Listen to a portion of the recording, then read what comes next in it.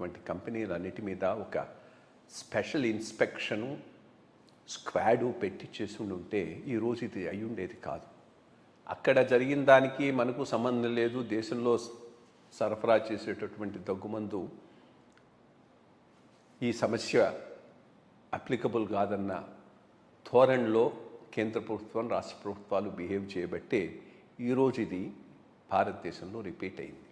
ఒక రకంగా ఇది ఆయన 1960వ దశకంలోనే నోబెల్ లారియట్ గున్నార్ మిర్దాల్ అనే ఆయన ఏషియన్ డ్రామా అనేటటువంటి ఒక పుస్తకం రాశాడు. దాంట్లో ఈ పరిస్థితిని ఆ రోజే ఆయన బాగా చిత్రీకరించాడు. సాఫ్ట్ స్టేట్ చాలా మెతక దేశాలు ఇవి, సౌత్ ఏషియన్ దేశాలు